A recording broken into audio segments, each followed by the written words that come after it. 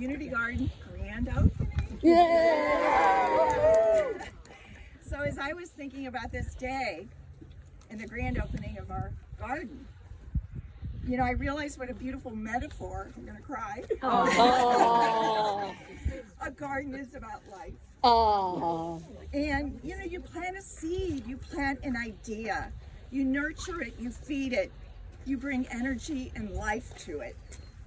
And like great ideas and a passion for those ideas, something beautiful blossoms. Oh. 28 years ago, Frank McKee Sr.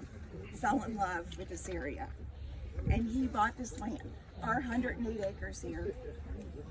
His family carried forth his vision for a beautiful community located at the foot of the Bay Bridge. And just a few years ago, where we met many of you at the very beginning, Jan and I opened sales, and Ronnie, if you remember Ronnie, Yes. in a lovely trailer on Route 8. We had with us a site map and literally acreage and a vision. And now here we are, surrounded by gorgeous villas and a community of really special people. Oh. Individuals bursting with ideas and passion that are making this corner of the world a very, very special place. From the get-go, Larry and Betty Lorenz discovered Bay Bridge Cove. From that moment, they had a seed of an idea, a vision that a community garden would bring neighbors together with a common passion. They were so dedicated to this idea that, in fact, we created an addendum to their contract of sale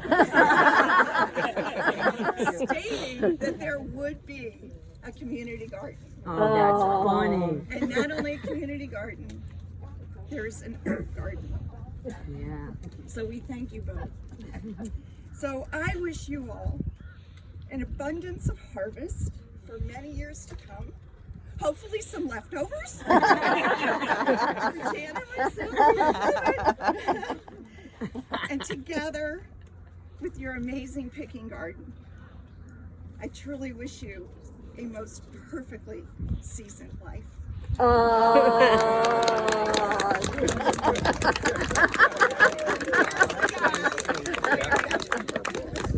Thank you, Kathy. Kathy and Jana were at the beginning of this when Betty and I walked in, and I started talking about community gardens. I didn't even know to call it a community garden. I called it a common garden. And because I've never worked or been in a community garden before. And so in the contract in April of 2017. Sorry. Over 4 years ago, these words were put in there. McKee confirms a common garden with running water on the clubhouse grounds. I think what you see here is a lot more than either of us had envisioned at that time.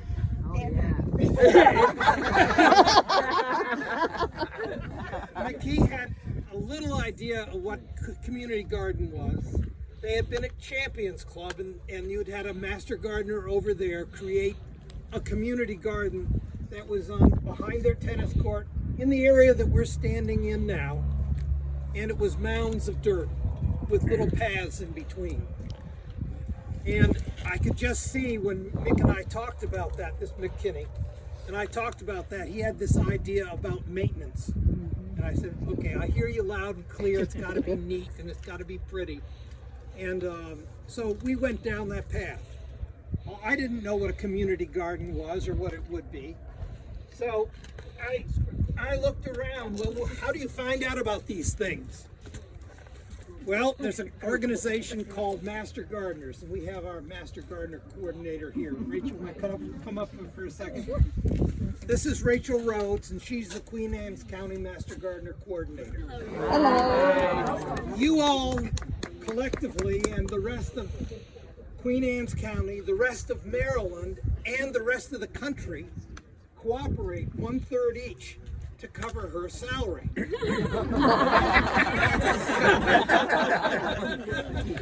to put the pressure on me, Larry. So I had a friend who told me about Master Gardeners and contacted Rachel and got signed up for a Master Gardener class. Yeah, And that was in, 2017. it was actually 18. Was it? Yes. No, it was it was 17. It was 17. It was 17. You came into my office with Nick, Yeah. and I was fresh in the office. I had only been there for like 2 months, and you said, the second time around, we don't want to get this.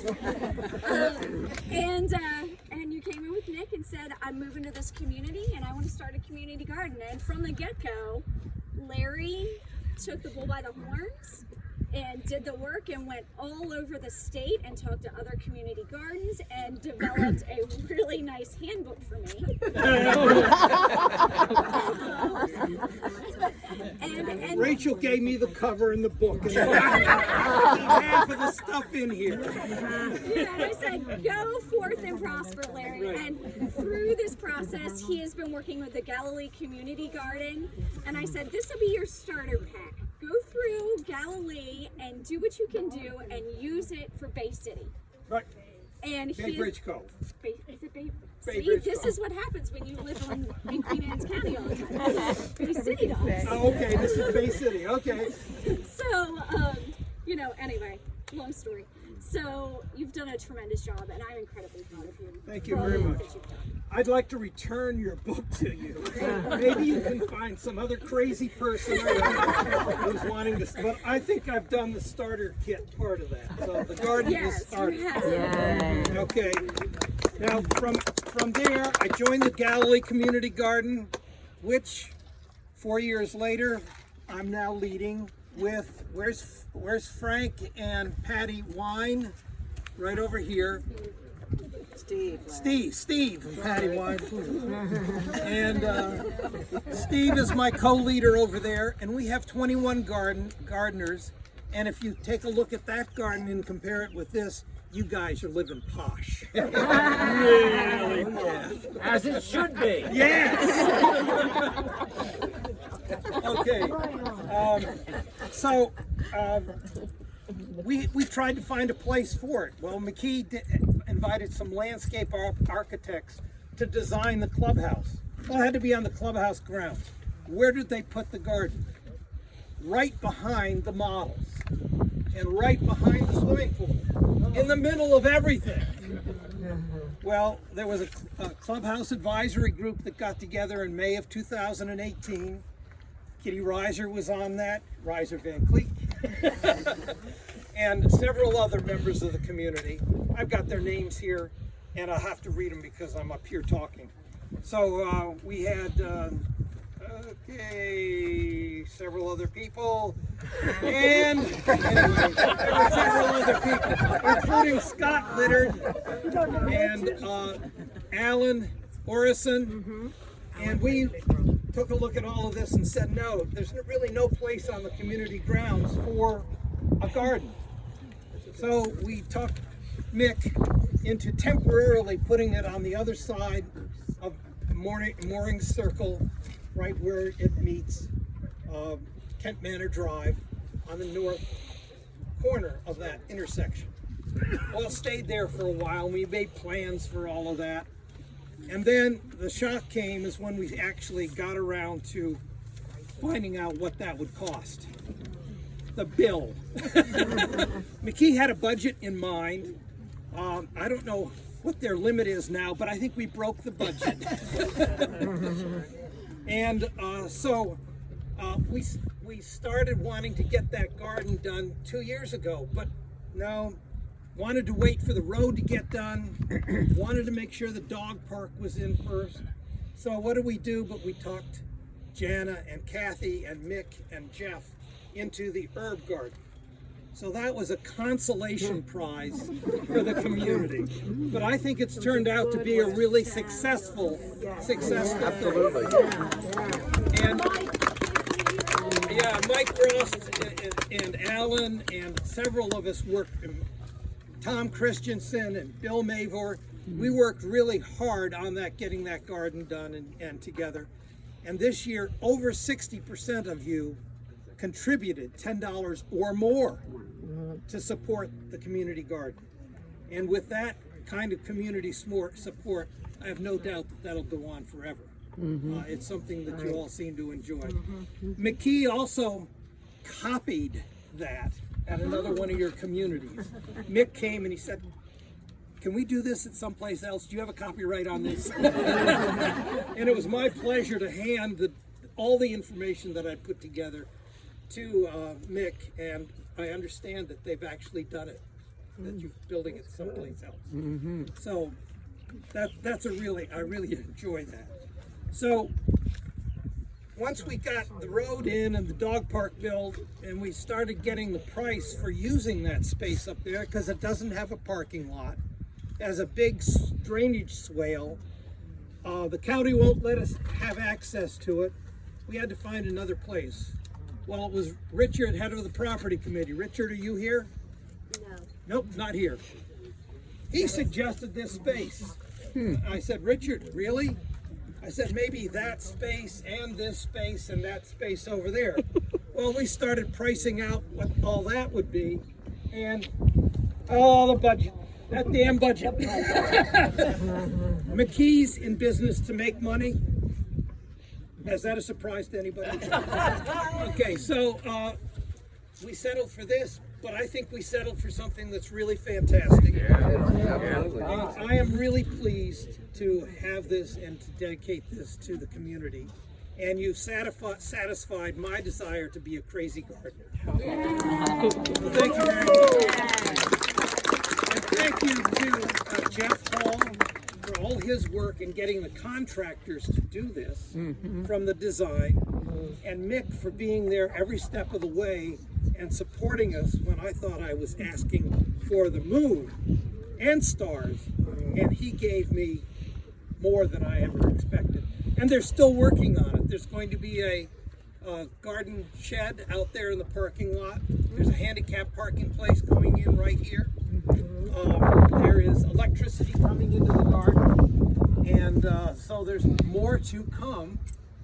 And the wonderful composting and storage structure there that I don't think Mick ever really understood what that was going to look like or how much it was going to cost. But he approved it, as I told him that the garden has to have composting. Now, someplace here we have our composting queen. Betsy?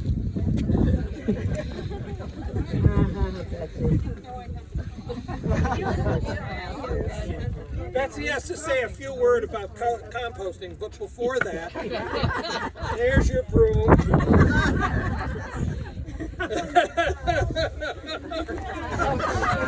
There's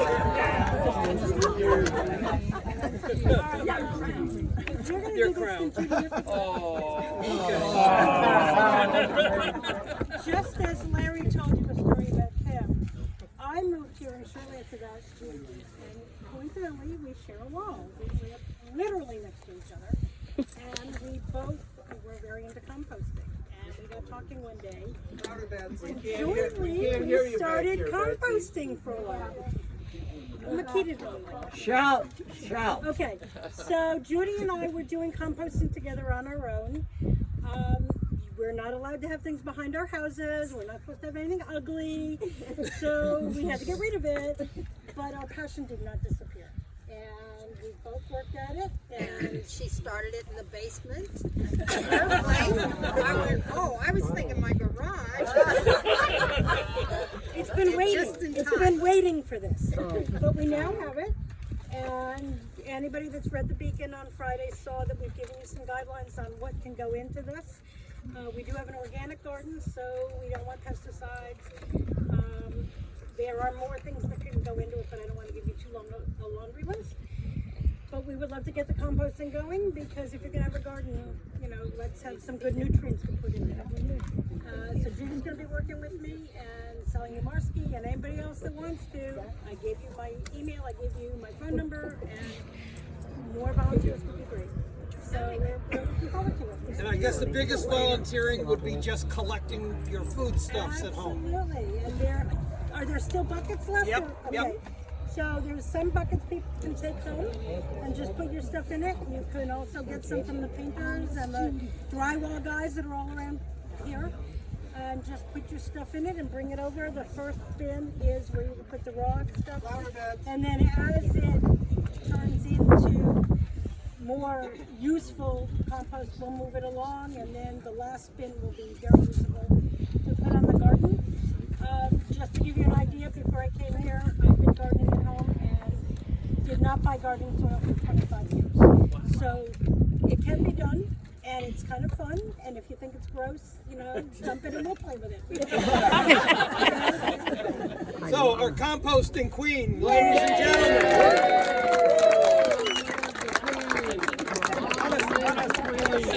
On a slightly more serious note, we also have food banks in the area. People that don't have enough to eat. And Susan Cashman, would you come up, please? Susan, out of the blue, contacted me. The Galilee Community Garden has tried to do food banks for the last 3 years. And we've had fits and starts, and sometimes in August we have one run or two.